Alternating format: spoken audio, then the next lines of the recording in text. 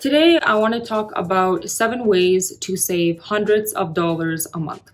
Since you clicked on this video in the first place, I presume that you already take your money seriously. You're already kind of responsible with it, and I hope that this video will help to spark some ideas about things that you can do in your life, regardless of your income level or perhaps even your socioeconomic status. Some of these tips, they of course depend on how big your household is. And obviously, income is a largely limiting factor. These are 7 tips that work for me and I think are pretty adaptable all across the board. When it comes to wanting to save hundreds of dollars a month, it's good to know where that money is being spent in the first place and what categories would be wise to cut down on. I tracked my spending for the last 2 years and I discovered that I spend an excessive amount on eating out. That's one of the examples. I know that that's an area that I can cut down in. There's a tip in this video about that. Just track your spendings for at least a month and see where most of your money is going, because a lot of those purchases, you might not even be aware of how much money you're throwing out the window. To kick things off, let's get a big elephant that's standing in the room out of the way. Just want to throw out the most obvious piece of advice, and that is to not buy shit you don't need. I heard this YouTuber once talk about the fact that when she thinks back many years ago about where all her money went, she can't remember most of the stuff that she bought, which is so true for a lot of us. Think back to like a year, 2 years. What is an object that you purchased that really enhanced the quality of your life? Just saying, it's something to think about, okay? One of the ways that I'm selective, about the word selective, I'm by no means a minimalist. From this background alone, you can tell I'm not a minimalist. I would consider myself a strategic minimalist, perhaps. I try to use the things that I have and I try to not buy things that don't spark joy. This is a very popular concept propagated by none other than Marie Kondo about how you should surround yourself with items that genuinely spark a sense of joy within you, whether that is clothes or perhaps your decorations. After all, your environment does impact how you feel and how productive you are, and in general, your quality of life. As an example, that painting right there has been one of my favorite items that's ever been in my family home. Every time that I have seen it as a kid, it brought me joy, it sparked some kind of inspiration in me, and when my mom wanted to throw it out, I was the first one to put up my hand and say, I'm taking that painting. Tip number 2 might sound a little bit wacky to some people, depending on their personal needs and use of the internet. But one of the life hacks that I have discovered is simply to buy a phone plan with unlimited data. If you're doing something that requires a fast and stable, reliable internet connection, such as streaming or real-time trading or something like that, yeah, you would need to invest in good internet. But if you're mostly doing tasks that are offline, like maybe you're working on Word, Excel, PowerPoint, whatever, checking emails, receiving emails, doing video editing, uploading shorter videos, you could very well get away with just using a hotspot. And that could save you in the neighborhood of like 40 to 50 bucks, which isn't that much, but it's a starting point, which is good. If you're in the need for stable or fast internet, download or upload something at work or at a cafe or maybe at a friend's house if they have unlimited Wi-Fi. You're there to spend good time with them anyway. It's not really mooching. It's just like, hey man, can I upload this thing real quick while we're talking. Tip number 3 is to invest in good groceries over eating out. I used to be quite prone to buying a bunch of groceries at once and having a lot of groceries go bad, buying stuff that I just never used. It would sit in my cupboard for months. Since moving into this new place, I have a new strategy, and that is to buy groceries in a lean way.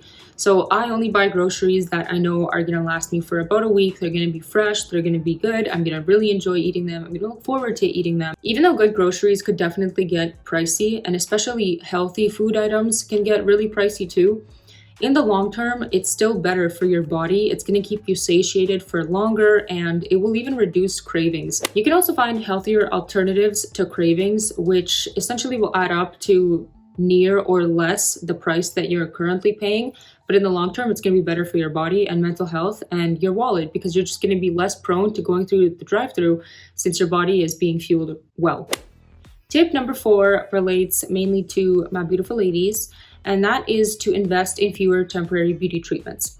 See how long you can make your beauty treatments last. So, for example, think about the difference of getting your nails done every 2 weeks versus every 4 to 5 weeks. Yeah, it could look kind of busted at the end, but not that many people are thinking about it, trust me. You can groom between sessions while everything hasn't grown over. I'm talking about like eyebrows, for example.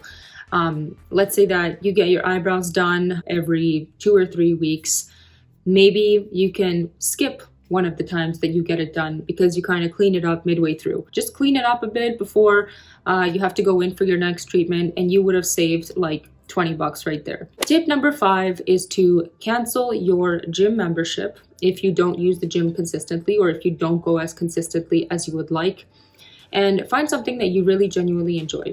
In the book, I Will Teach You to Be Rich by Ramit Sethi, there is a very good point that changed my perspective about the gym. Let's say your gym membership costs $40 a month. You got it at the start of the year when you were super motivated, and then you ended up going only 2 or 3 times every month. That's $13 to $20 per session.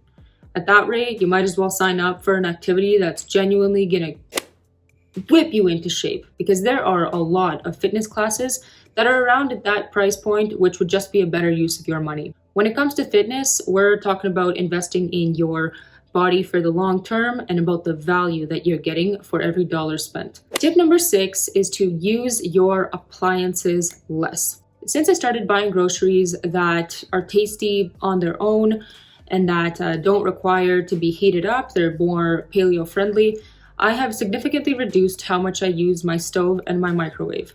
Going back to my first point about kind of reducing clutter around your house and buying things that genuinely spark joy, if you have a lot of dishes in your house, you're going to be more inclined to reach for a new clean dish or a clean utensil. And ultimately, all those dishes are going to pile up. It's going to drive up your water bills, your dishwasher bills. So using your appliances less and using less dishes is also a way to save hundreds of bucks every month. And finally, the last tip relates to social life.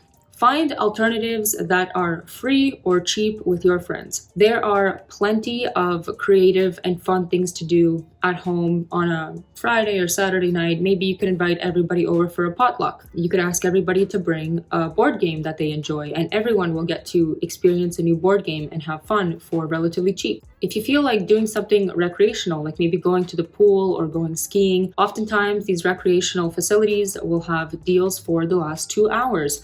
They might have like 50% off if you come in after 3 because we close at 5. See if your community amenity spaces have these kinds of deals. If it works for your schedule, try to plan your time around those windows.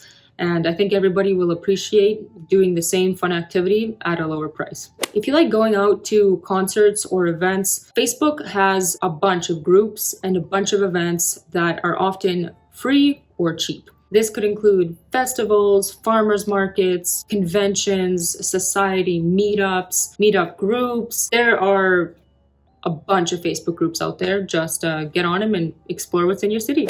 That brings me to the end of this video. If you found any of these tips helpful, consider subscribing. And best of luck to you. Stay on the grind and you'll get there.